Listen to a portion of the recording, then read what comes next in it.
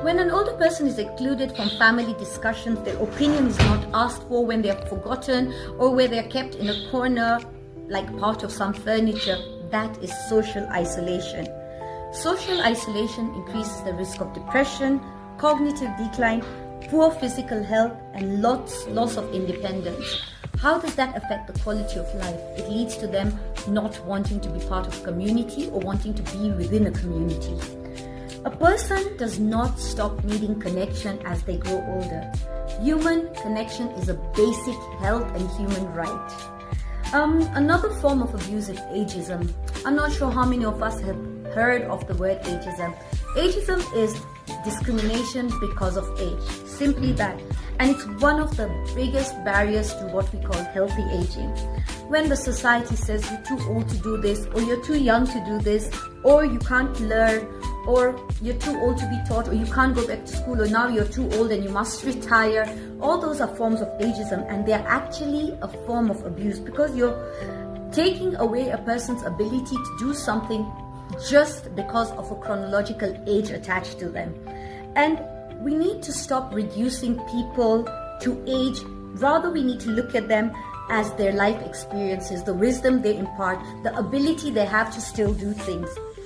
When there's ageism, it leads to neglect, it leads to discrimination, it leads to a loss of opportunities for older persons. And this is where we say we lose the recognition of their value and the depth of wisdom they may share. So we're losing a very integral part of our society when we go along the lines of ageism in the form of abuse. And more often than not, ageism is done without meaning to. It's not done deliberately. And there's a lot of times where people do it onto themselves, where they don't realize, but they'll keep saying, I'm too old for. As we leave this room today, if there's nothing else to take home with you, please remember, you're never too old to do anything, given you have the right parameters taken care of: your physical health, your mental health, your cognitive health, your emotional health, your social health. Let's talk about self-neglect and self-abuse. That comes under the same thing where we said there's a lot of self-ageism that happens. Self-neglect is a form of abuse that is often overlooked, simply because medical and social care recognize that some older persons experience situations where they are unable or unwilling to care for themselves. And a lot of times we label that as a difficult old person. Oh, my mom's being really difficult, my aunt's being difficult, my uncle's being difficult, they just don't want to listen, they're making all our lives difficult. They may not be actually doing that deliberately. It may be part of an illness that they're suffering from, they may be in pain, there may be underlying issues that makes it difficult for them to care for themselves, leading to neglect and lack of self-care. Things like depression, dementia, anxiety, pain, grief, loss, extreme isolation, extreme feelings of helplessness, a lack of support can lead to an older person becoming unwilling and uncooperative. And this is when they may stop taking their medication, taking care of their personal hygiene, taking care of their meals or eating. They may start withdrawing from society completely, not willing to do things anymore. And that is a sign somebody needs help. So rather than judging them and saying that, try and identify that as a form of self-neglect and self-abuse that's happening. How do we then identify abuse? A year ago, we undertook a project of a pilot screening for elder abuse screening using a validated international tool called the Elder Abuse Screening Index tool. It is a set of questions, very simple, 5 questions that we ask people to identify if they're at risk of abuse. It doesn't necessarily identify abuse, but it identifies somebody who is actually at risk of abuse. And it's an opportunity to find out, are the older persons within our community safe? Are they getting the help they require?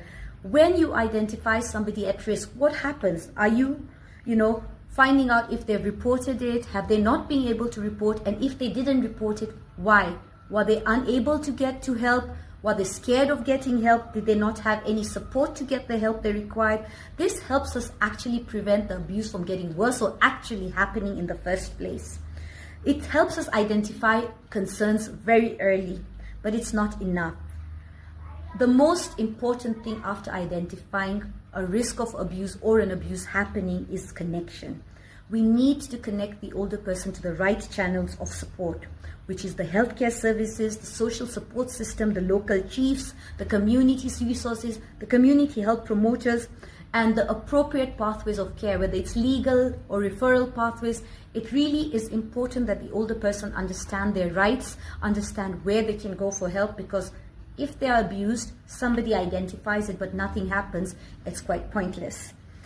An older person should never have to disclose abuse and then be left alone. That would be a crime against the humanity for older persons. Healthy aging is one of the biggest tools I can advocate for as a prevention way for abuse to happen. Because healthy aging is not just about preventing disease. It's about creating an environment where it keeps a person able to integrate within society, stay independent, maintain dignity. And the ways to do that is when a person's physically active, mentally active, connected to their communities, socially engaged, financially protected, and involved in decisions about their own lives, they're able to protect themselves from abuse.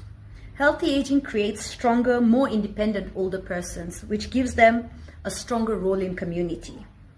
So as we close this conversation today, there's one thing I'd like us to say. Let us remember every older person deserves safety, deserves respect, deserves dignity.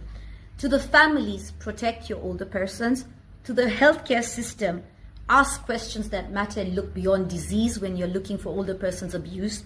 And it's beyond a medical diagnosis, not necessarily only limited to health. Community health promoters, you are the safe spot. You are in touch with your people. Learn them, trust them, let them trust you. Build that rapport where they can come to you for help.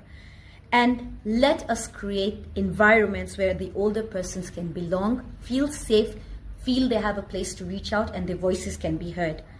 Let us not only add life to years, but years to life, because how we treat our older persons today is how we are going to be treated tomorrow. So happy World Elder Abuse Awareness Day. Thank you for being part of this celebration, because being here means you're aware.